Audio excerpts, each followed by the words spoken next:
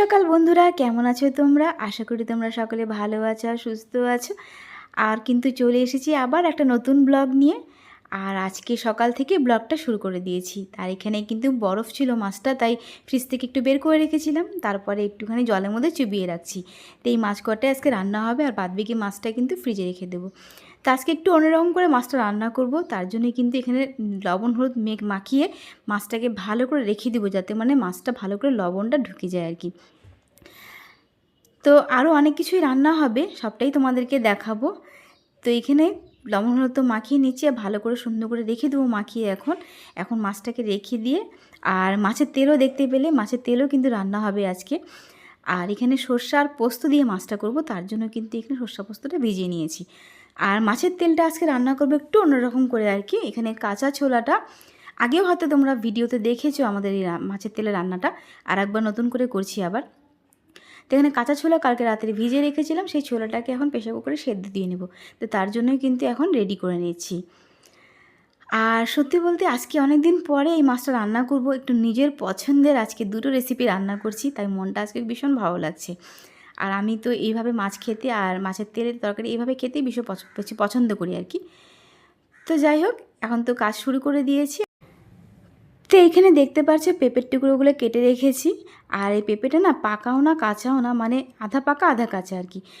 তো তাই জন্য কিছুটা নিজেরা খাবো আর কিছুটা গুনগুনে খাবারে দেবো। আর দেখো কাঁচা ছোলা বলেছিলাম ভিজিয়ে রেখেছিলাম, তো সেটাকে কিন্তু প্রেসার কুকার ধুয়ে রেখেছি। এখন এই প্রেসারের মধ্যে দিয়ে না সিটি মারি সেদ্ধ করে নেব। আর এই পেঁপেটার মধ্যে অল্প লবণ চিনি মাখিয়ে নিজেরা খাবো অল্প, আর গুনগুনের খাবার দেবো। আর গুনগুনের জন্য কিন্তু আজকে খুব সিম্পল খাবারই রান্না করব, সেটাও তোমাদের সাথে শেয়ার করব। তো চলো তোমরা দেখতে থাকো আর সঙ্গে থাকো।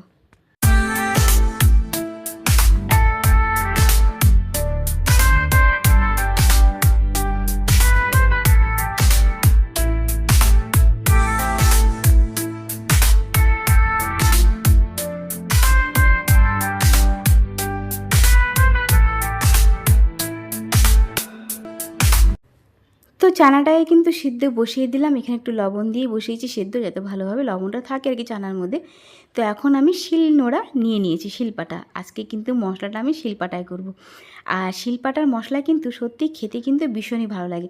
যতই আমরা মিক্সারে মশলা করি না কেন, মিক্সারের থেকে কিন্তু দেখবে শিল নোড়াতেই কিন্তু মশলা খেতে বেশি স্বাদ হয়। তো আজকের মাছটা যেহেতু একটু অন্যরকম করে করছি, তো তার জন্য আমি সর্ষার পোস্তটা এই শিলেই বেটে নেব। আর আমার কিন্তু শিলে বাটা মশলা খেতে ভীষণ ভালো লাগে। আর শুধু আমার কেন, প্রত্যেকেরই কিন্তু শিলে বাটা মশলা খেতেই পছন্দ করে। যেহেতু আমাদের হাতে এখন সময় খুব কম থাকে, আমাদের অনেকটা পরিশ্রম হয়ে যায়, তার জন্যই কিন্তু এই মিক্সচারে আমরা মশলা করেই সাধারণত আমরা খেয়ে থাকি। কিন্তু মিক্সচারের থেকেও দেখবে শিলে বাটা মশলার কিন্তু স্বাদই আলাদা হয়। তো এখানে সর্ষা পোস্তটাকে ভালো করে সুন্দর করে বেটে নেব। আর শিলে বাটতে একটু টাইম লাগে ঠিকই, হাজারো নিজের শরীরের জোর দিয়ে বাটতে হয়, তো তার জন্য কিন্তু একটু টাইম লাগে। যাই হোক, আজকে ইচ্ছে করছিল শিলপাটা মশলা খাবো, তাই জন্যই কিন্তু এখানে শিলেই মশলাটা বেটে নিচ্ছি। আর প্রেশার কুকারে কিন্তু সিটি মারতে শুরু করে দিয়েছে, কয়েকটা সিটি মারলেই কিন্তু আমি নিভিয়ে দেবো আর কি প্রেশার কুকারটা, মানে বেশি সিটি মারলে আবার তখন গলে যেতে পারে ছোলাটা। তো চলো তোমরা সঙ্গে থাকো আর মশলাটা করি।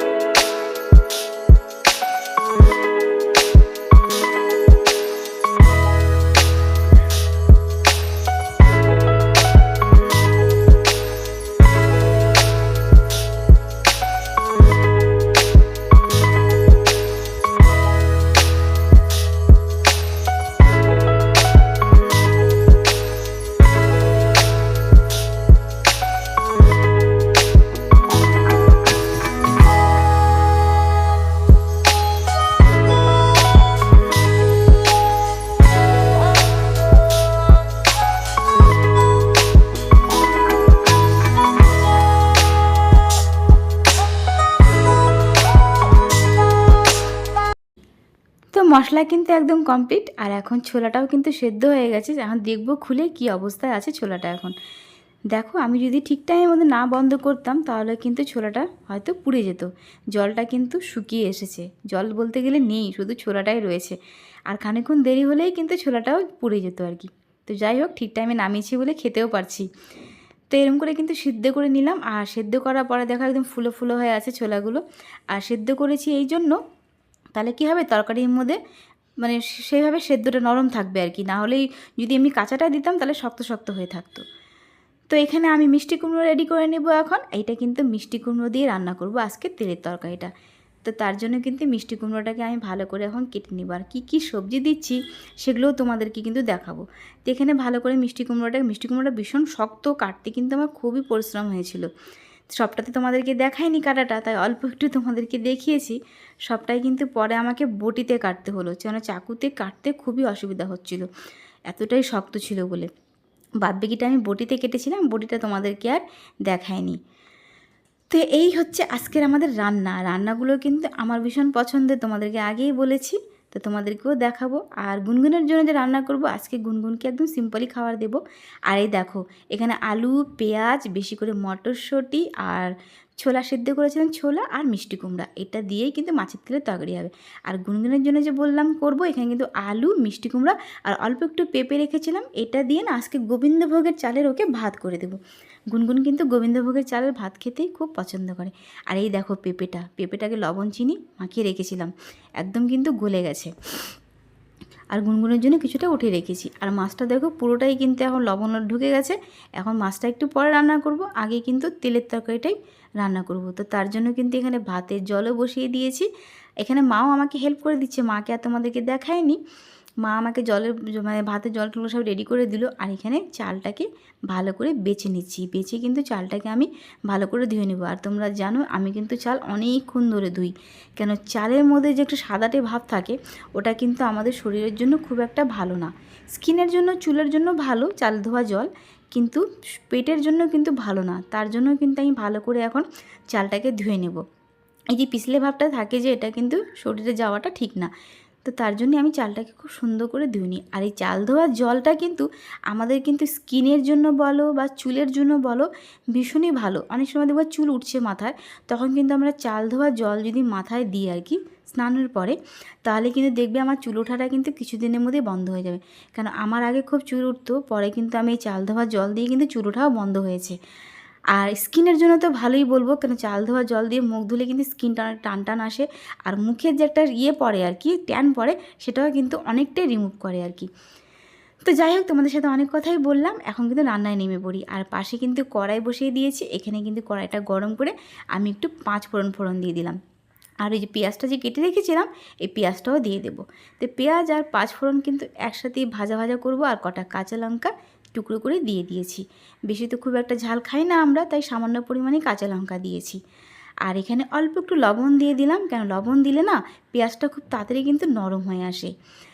তো আজকের তেলের তরকারিটা কিন্তু এইভাবেই রান্না করছি। এর আগেও হয়তো বোনের ব্লগেও তোমরা দেখেছো আমাদের এই তেলের তরকারিটা আমি এইভাবেই করেছিলাম একবার, বোনও এভাবে করেছে। তো এখানে দেখো লবণ হলুদ মাখিয়ে রেখেছিলাম তেলটার মধ্যে, এই তেলটা কিন্তু পেঁয়াজের মধ্যে দিয়ে দিচ্ছি। এটাকে একটু ভাজা ভাজা হয়ে এসেছে। এখন যে সবজিটা আমি রেডি করে রেখেছিলাম, আলু, মিষ্টি কুমড়ো, মটরশুঁটি আর কাঁচা ছোলা, এটা কিন্তু সবটাই এখন এর মধ্যে দিয়ে দেবো। তো এইভাবে তরকারি খেতে কিন্তু ভীষণই ভালো লাগে। আর মটরশুঁটির সিজনে তো মটরশুঁটি দিলে তো সত্যিই তরকারির স্বাদটাই আলাদা হয়ে যায়। আর আমাদের বাড়িতে কিন্তু মটরশুঁটিটা খেতে ভীষণ পছন্দ করি আমরা। তো এখানে অল্প করে লবণ দিয়ে দেবো, কেন যেহেতু মাছের তেলের মধ্যে লবণ দেওয়া আছে, মেখে রেখেছিলাম। আর প্রথমে একটুখানি লবণ দিয়েছিলাম, তার জন্য কিন্তু এখানে লবণটাও কম দিচ্ছি, হলুদটা একটু কমে দিলাম। আর সবার শেষে দিলাম একটু চিনি। তোমরা সবাই জানো আমরা কিন্তু লবণ মিষ্টির সব কিছুতেই লবণ মিষ্টি খাওয়া হয় আমাদের, চিনিটা খাই।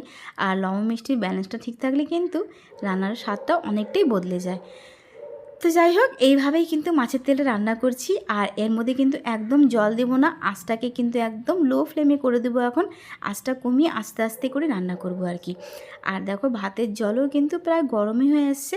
আর মা চালটা তো আমি ধুয়ে রেখেছিলাম, আর মা এখন চালটাকে দিয়ে দিচ্ছে। আর আমি একটু ফাঁকে ভিডিও করে নিচ্ছিলাম, কারণ কি সেলফি স্টিকটা দিয়ে আর করছি না, সেলফি স্টিকটা রেখে দিয়েছি খুলে, সেলফি স্টিক দিয়ে একটু অসুবিধা হয়। তার জন্য কিন্তু হাতে নিয়ে নিয়েছি ফোনটা, আর হাতে নিয়েই কিন্তু ভিডিও করছি আর কি। তো চালটাও দিয়ে দিলাম, চালটা একটু ভালো করে নেড়ে নিলাম। আর এখানে তরকারিটা বসিয়ে দিয়েছি। তো প্রেশার কুকারে এখন গুনগুনের খাবারটাও রেডি করে রাখবো। তো এখানে যে সবজিটা ধুয়ে রেখেছিলাম তার জন্য কিন্তু এখানে দিয়ে দেবো এখন। ভালো করে প্রেশার কুকারটা মা ধুয়ে দিয়েছিল। আর এখানে মিষ্টি কুমড়ো, আলু আর পেঁপে, ওর জন্য এটাই দিয়ে আজকে গোবিন্দভোগের ভাতটা রান্না করব। আর গুনগুন তো জানোই গোবিন্দভোগের চালের ভাত খেতে না ও ভীষণ ভালোবাসে। তো আজকের গুনগুনের লাঞ্চের মেনুতে এটাই আছে, গোবিন্দভোগের চালের ভাত, ঘি দিয়ে খাবে, আর সাথে আছে মাছ ভাজা। জাস্ট জমে যাবে। আমাদেরও কিন্তু এই গোবিন্দভোগের চালের সেদ্ধ ভাত খেতে আমরাও ভীষণ ভালোবাসি। তো এইখানে কিন্তু চালটাকেও ভালো করে ধুয়ে নিয়েছি, আর চালটা ধুয়ে কিন্তু প্রেসার কুকারে দিয়ে দিচ্ছি। আর অল্প পরিমাণে লবণ দেব, কারণ কি গুনগুনের খাবারে তো আমরা বেশি খুব একটা লবণ দিই না, অল্প একটুই দিই, যাতে মানে হালকা লবণের ভাবটা থাকে আর কি।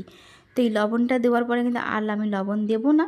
এখন একটুখানি যেটুক জলের দরকার আর কি সেটুকুই জল দেবো, বেশি দিলে আবার মানে ওভারফ্লো হলে পড়ে যাবে। তো তার জন্য আমি সামান্য পরিমাণে দিচ্ছি, লাগলে পরে আবার দেওয়া যাবে। আর একটু সরষের তেল দিয়ে দিচ্ছি। প্রেশার কুকারে কোনো বা জিনিস তুমি রান্না করবে তখন যদি তুমি একটু সরষের তেল দিয়ে নাও তাহলে কিন্তু উতলায় কম, মানে উতলায় না বলতে গেলে পড়ে যায় না ওভারফ্লো হয়ে। তো তার জন্য কিন্তু আমি এখানে সরষের তেল দিয়ে দিলাম। আর দেখো ভাতটাও কিন্তু ফুটতে আরম্ভ করে দিয়েছে, ভাতটাও প্রায় হবারই পথে, একটু পরে কিন্তু ভাতটাও হয়ে যাবে। আর এখন আমি একটু তরকারিটাও দেখে নেব যে কতদূর হচ্ছে আর কি। তো এখানে তরকারি দেখো অনেকটা তাও বাকি আছে এখনও তো আস্তে আস্তে রান্নাটা হচ্ছে, যেহেতু চুলোর আঁচটা কম করে রেখেছি গ্যাসের ফ্লেমটা। আর এটাকে ভালো করে এখন নেড়ে কষে টষেই কিন্তু এখন আবার এখানে ঢাকা চাপা দিয়ে রেখে দেবো। আর ঢাকা চাপা দিয়ে রাখলে যে বাষ্পটা যে বেরোচ্ছে ওর মধ্যে যে জলটা থাকে সেই জলের সাহায্যেই কিন্তু এই তরকারিটা সেদ্ধ হচ্ছে, এর মধ্যে কোনো জল পড়বে না, এটা একদম ভাজা ভাজাভাবেই হবে। আর যে মাছটার কথা বলেছিলাম তোমাদেরকে, যে মাছটা আজকে একটু অন্যরকম করে রান্না করব, তোমরা হয়তো এরকম করে বাড়িতে খেয়েছো, আমি আজকে এইভাবে রান্না করছি। আমি কিন্তু অনেকদিন পরে এই মাছটা রান্না করছি, আগে কিন্তু প্রায় করতাম। তো সর্ষা পোস্তটা কিন্তু এই কড়াইয়ের মধ্যে নিয়ে নিয়েছি, আর এই কড়াইয়ের মধ্যেই সামান্য পরিমাণে লবণ দিয়ে দেবো, যেটুকু স্বাদ মতন লাগবে আর কি, যেহেতু মাছেও কিন্তু লবণ মাখা আছে। তাই অল্প করে কিন্তু একটু চিনিও দিয়ে দিলাম। তোমরা তো জানো আমরা কিন্তু একটু চিনিটা খাই, তো লবণ মিষ্টি সবই দিয়ে দিয়েছি। আর অল্প সামান্য পরিমাণে আমি হলুদ দিচ্ছি, যেহেতু মাছের গায়ে হলুদ দেওয়া আছে আর কি, তো তার জন্য কিন্তু অল্প করেই হলুদটা দেওয়া হচ্ছে। আর এর মধ্যে এখন দিয়ে দেবো একটু কাঁচা সর্ষের তেল। আর সর্ষের তেলটা এখন আমি কম দিচ্ছি, কারণ কি সর্ষের তেল যদি এখন বেশি দিই না তাহলে পরে কী হবে, সর্ষের তেলের একটা ঝাঁঝের যে গন্ধটা ওটা খুব নাকে লাগে। তার জন্য এখানে অল্প একটু সর্ষের তেল দেবো, আর অল্প কিন্তু সাদা তেলও দেবো এর মধ্যে। তাহলে কী হবে, মানে ময়েশ্চার একটা ভাবটা থাকবে, আর তেলের গন্ধও সেভাবে করবে না। নামানোর আগে একটু তেল দিয়ে দেবো। তো এই যে মাছটা যে মেখে রেখেছিলাম, এই মাছটা আমরা 3টে মাছ এখানে নিয়ে নিলাম, আমার মায়ের আর বোনের। আজকে কিন্তু একবেলায় এইটা খাবো আর কি, দুবেলা খেলে মানে গ্যাসে হয়ে যাওয়ার সম্ভাবনা থাকতে পারে, ওই জন্য কিন্তু একবেলাই করছি আর কি। তো এখানে তাও আবার একটুখানি হলুদটা দেখলাম কি একটু কম কম লাগছিলো, আর তার জন্য না আরও একটু হলুদ দিয়ে দিলাম এর মধ্যে। আর এখন ভালো করে মেখে নিচ্ছি। আর সাদা তেল দিয়েছিলাম, সেটা আর তোমাদেরকে দেখায়নি, একটুখানি ময়েশ্চার ভাবটা আসবে তাই জন্য কিন্তু এখানে সাদা তেল দিয়ে দিয়েছি। আর এটাকে ভালো করে এখন মেখেও নিচ্ছি। আর একটু যে ধোয়া জলটা ছিল আর কি, মশলা ধোয়া জলটা, ওর মধ্যে এইটুকু জলটাই দিয়ে এখন ভালো করে সুন্দর করে আবার একটু হাত দিয়ে নেড়ে আমি কিন্তু গ্যাসে বসিয়ে দেবো। তো এই হচ্ছে আজকে মাছ রান্না, ভাপা করছি আজকে। তো অনেকেই তো খেয়েছো তোমরা এই ভাপা, অনেকেই খায় আজকাল, তো আমি আজকে নতুন করে আবার করলাম। তো তার জন্য তোমাদেরকে বললাম যে দুটো রান্নায় আজকে আমার পছন্দের রান্না করা হচ্ছে। তো এখানে কটা কাঁচা লঙ্কা এখানে চিড়ে দিয়ে দিয়েছি। তো আমি এখন একটা ঢাকনা দিয়ে এখন ঢেকে দিলাম, পুরো যাতে ভাপটার মধ্যেই থাকে। এটা কিন্তু পুরো ভাপই হচ্ছে, মানে আমি বাটিতে করে গরম জল অনেকে বসাই, তো আমি ওইভাবে বসাইনি, আমি কিন্তু কড়াইতেই ডাইরেক্ট মেখে টেখে বসিয়েছি। আর এদিকে দেখো তেলের তরকারিটা কিন্তু একদমই প্রায় হয়েই গেছে, মানে একটু নামানোর পথেই এখন বলতে গেলে। এখন এটাকে ভালো করে আঁচটাকে বাড়িয়ে এখন একটু ভাজা ভাজা করে নেব, কেন যেহেতু কিন্তু কুমড়োটা আর আলুটা কিন্তু দুটোই সেদ্ধ হয়ে গেছে। আর দেখো বলতে বলতে মা ভাতের মারও গেলে দিয়েছে, আর দেখো ভাত একদম কমপ্লিট, পুরো ঝরঝরে আর পুরো ধোঁয়া বেরোচ্ছে গরম গরম ভাত দিয়ে। তো তেলের তরকারিটা এখন নামিয়ে নেব। আর এই ছিল আজকের মেনু আমাদের। আর গুনগুনের জন্য যে সেদ্ধ ভাতটা বসানোর ছিল ওটা কিন্তু রেডিও করে রেখেছি। আর গুনগুনের তো মাছ ভাজা করা হবে, মাছটাও কিন্তু এরপরে আমরা ভেজে নেব। আর তেলের তরকারিটা একটু পরে কিন্তু নামিয়ে নিয়েছি। আর এই তেলের তরকারি নামিয়ে কড়াইটাকে ভালো করে ধুয়ে এর মধ্যে অল্প একটু তেল দিয়ে দিলাম। এর মধ্যে কিন্তু গুনগুনে মাছটা ভাজা করব। আর এই মাছগুলোকে আমি একটুখানি হালকা করে উল্টে দিচ্ছি আর কি, যাতে বেশি জোরে মানে ঘাটা যাবে না, কেন বেশি ঘাটাঘাটি করে না মানে গলে যাবে, যেহেতু কাঁচা মাছ। এখন এটাকে নেড়ে একটুখানি উলট পালট করে দিলাম, আর এটাকে আবার একটু ভালো করে ঢেকে দেবো। একটু শুকনো শুকনো হয়ে আসলেই কিন্তু নামাবো। এটা কিন্তু বেশি খুব একটা ঝোল রাখবো না, যেরকম ইলিশ মাছের ভাপাটা হয় ঠিক সেরকমই হবে আর কি। আর এইভাবে মাছটা খেতে কিন্তু ভীষণ স্বাদ হয়। আর এখন দেখো গুনগুনের কিন্তু মাছও কিন্তু ভাজা বসানো দেওয়া হয়েছে, আর এদিকে এখন প্রেশার কুকারটাও বসিয়ে দেওয়া হলো গুনগুনের সেদ্ধ ভাতের। কেন সেদ্ধ ভাত যেহেতু করছি গোবিন্দভোগের, ওই জন্য মানে একটু পরেই বসালাম আর কি, তাতে গরমও থাকবে। আর দেখো ভাপা মাছটা কিন্তু নামিয়েও নিয়েছি, আর এখানে সরষের তেল দিয়ে দিলাম অল্প অল্প। সরষের তেল দিলে কিন্তু গন্ধটা বেশ ভালো লাগে। আর পরে কিন্তু কটা কাঁচা লঙ্কা এর মধ্যে চিড়ে দেবো, তাতে মানে কাঁচা লঙ্কা চিড়ে দিলে মানে গন্ধটা ভালো থাকবে। তো যাই হোক, রান্না কিন্তু একদম কমপ্লিট হয়ে গেছে, আমার স্নানও হয়ে গেছে, এখন খালি খাবার পথে। আর রান্না করার পরে কিন্তু রান্নাঘরও পরিষ্কার করে নিয়েছিলাম, সেসব কিছু আর তোমাদের সাথে শেয়ার করিনি। আর গুনগুনের খাওয়ার কিন্তু হয়ে গেছে, আর এখানে গুনগুনকে খাইয়ে দিয়েছি আগে। আর এই দেখো তেলের তরকারিটা কিন্তু এভাবে খেতে কিন্তু ভীষণ ভালো লাগে। তো এই ছিল আজকের আমাদের রান্না। আর গুনগুনের খাওয়ার পরে যা বেঁচেছে এটা রাতের আবার খাবে। আর এই যে কুলের অল্প মা আচারের মতন বানিয়েছে, ওটাও কিন্তু বোনের ভিডিওতে দেখতে পাবে তোমরা। তো ওটাও কিন্তু খাবো আমরা। তো আমি এখন ভাতটা বেড়ে নিচ্ছি, 3 জনের ভাতই বেড়ে নিচ্ছি। এখন গরম গরম ভাত আমরা এই ভাপা মাছ দিয়ে আর এই যে মাছের তেলের তরকারি যে করেছিলাম এটা দিয়েই খাবো। তো যাই হোক, ভিডিওটা কিন্তু এই পর্যন্তই। তোমাদের কেমন লাগলো আজকের ভিডিওটা অবশ্যই কিন্তু একটা লাইক কমেন্ট করে জানাবে। আর তোমাদের সাপোর্ট ও ভালোবাসা পেলে আমি আমার চ্যানেলটাকে অনেক দূর এগিয়ে নিয়ে যেতে পারবো। তো আবার কিন্তু খুব তাড়াতাড়ি নতুন ভিডিও নিয়েও চলে আসবো। তো চলো টাটা, বাই বাই, ভালো থেকো তোমরা।